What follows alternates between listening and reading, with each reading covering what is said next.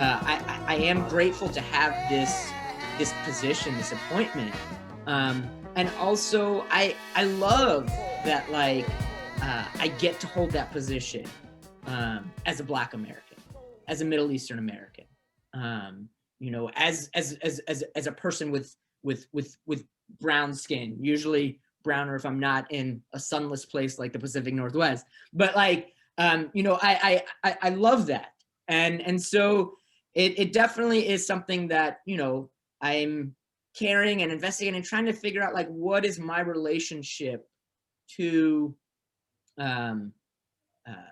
what is the Venn diagram essentially of like my relationship to poetry, relationship to race, relationship to my state, and where do those three things combine and intersect in a manner in which I'm able to offer that and give that up to the people of the state that I call home.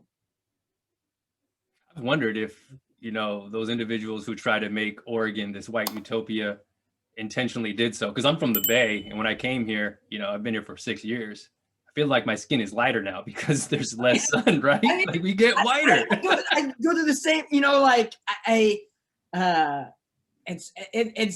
it's funny to me in that regards, that like there's aspects of how I just like whenever I go home to the South, or like there was a period where I was living in Texas and it was just sort of like, and part of it is definitely there's just like so much more sun coming down on me, but like the fact that like there's just like such this presence, it like feels almost like the metaphor of assimilation like taking place in physical real time, in this state, is honestly how it feels at times, has felt at times to me, which is just, I don't know, interesting.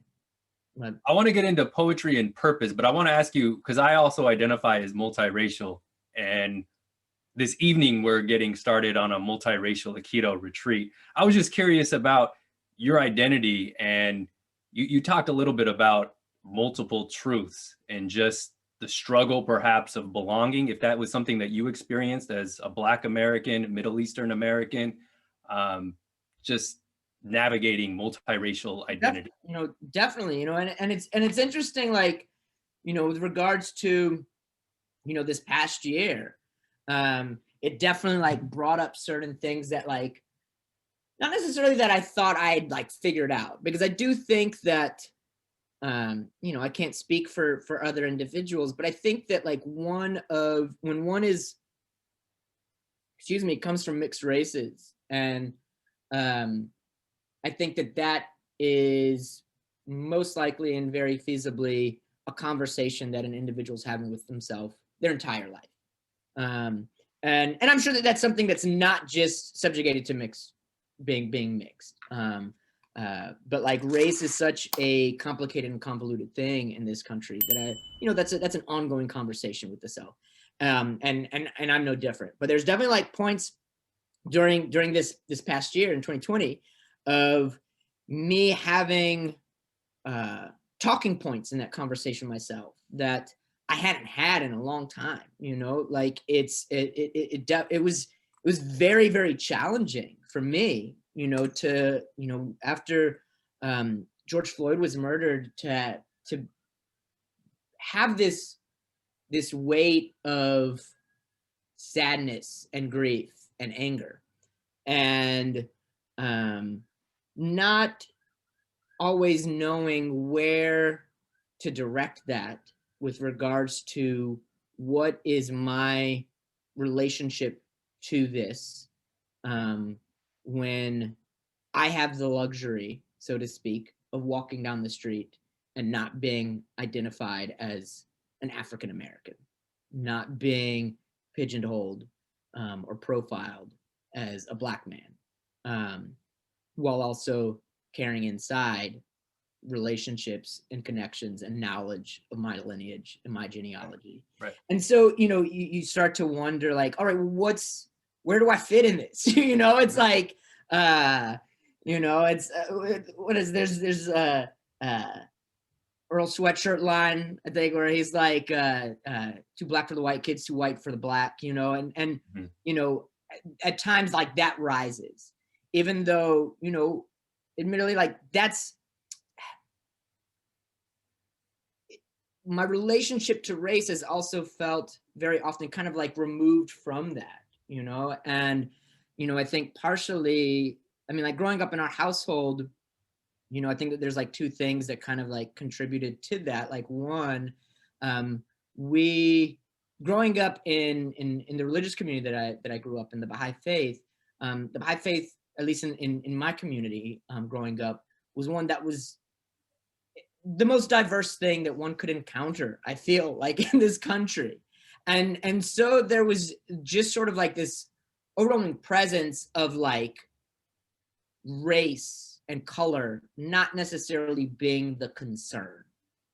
And then in our household, you know, my pops and my moms, we were like, our family just felt kind of removed a bit from like both the places that they come from.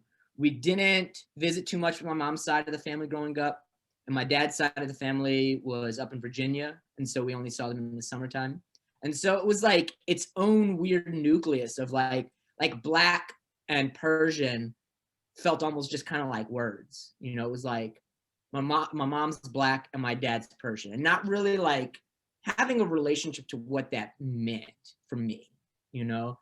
So in your family, was it the faith? Was it the Baha'i faith that kind of centered everything, as opposed to the connection to the racial identities? Definitely so. You know, like the faith was a really big part of growing up, and you know, within the faith, like it one of the things that it stands upon is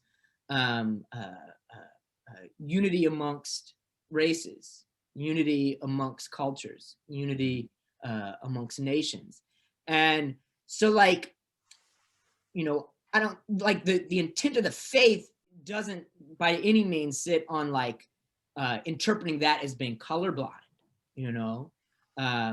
Like it lauds unity in diversity. You know, it's very important that like it's not about like coming to a table and everyone having like being equal at a table, but everyone coming to a table and bringing who and what they are bringing to the table, and let's all have that there together, you know. But I think that like there is at times like where it can fall into an individualized space of feeling like, all right, we're all equal, so it's just like it's all just here, you know. And you just kind of like, I don't know whether it's like taking it for granted, and so it's like you feel you just don't need to investigate or be knowledgeable of like those different elements, or what, you know. I don't know. But it definitely was, I think it for better, for worse, I think there's pros and cons to it. It gave me a sense of orbiting, kind of removed from being Black, from being Iranian, just being me and figuring out what that is. And again, like there's definitely like a pro to that. Like I'm grateful for that, but it also provides like has provided certain challenges, you know. And some of those challenges at different points in my life are like have been you know, trying to figure out and find where do I fit in to the things that gave me me. We must rise to the majestic heights of meeting physical force with soul force.